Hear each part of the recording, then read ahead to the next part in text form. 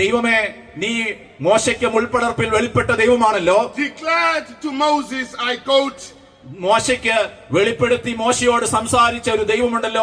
ആ പുറപ്പാട് പുസ്തകത്തിൽ നാം വായിക്കുന്ന ദൈവം. I have heard the cries of my people. എന്റെ ജനതയുടെ നിലവിളി ഞാൻ കേട്ടിരിക്കുന്നു എന്ന് പറയുന്ന ഒരു ദൈവം. I have seen their affliction. അവരുടെ ജീവിതത്തിന്റെ കഷ്ടത ഞാൻ കണ്ടു എന്ന് പറയുന്ന I ദൈവം. have come down to save them. അവരെ രക്ഷിക്കുവാൻ അവരുടെ ഇടയിലേക്ക് ഇറങ്ങി വരുന്നു എന്ന് പറയുന്ന ഒരു We ദൈവത്തെ നാം also കാണുന്നു. say we know a Jesus who looked at the stormy sea and said to the stormy sea, be quiet. നാം വേദപുസ്തകത്തിൽ പുതിയ നിയമത്തിൽ വായിക്കുന്നല്ലോ, പ്രക്ഷുബ്ധമായ കടലിനെ നോക്കി ശാന്തമാകുക എന്ന് പറയുന്ന ക്രിസ്തുവിനെയും പുതിയ നിയമത്തിൽ My നാം siblings കാണുന്നുണ്ട്. in Christ, let us encounter this Jesus in the narrative of Mark as recorded for us in our reading today. കർത്താവിൽ പ്രിയ സഹോദരിമാരെ, ആ യേശുവുണ്ടല്ലോ, ആ യേശുവിനെ കുറിച്ച് മർക്കോസിന്റെ സുവിശേഷം വിവരിക്കുന്ന വാക്യങ്ങൾ നമുക്ക് ശ്രദ്ധിക്കാം. In this text, the writer of Mark presents Jesus.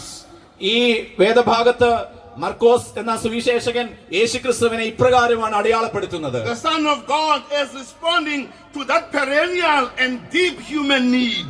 മനുഷ്യരുടെ സ്ഥായിയായ നിലവിളികൾക്ക് മുൻപിൽ പ്രതികരിക്കുന്ന സർഗാത്മകമായി ഇടപെടുന്ന ഒരു ക്രിസ്തുവിനെയാണ് മർക്കോസ് വരച്ചു കാണിക്കുന്നത്. Born in the discontent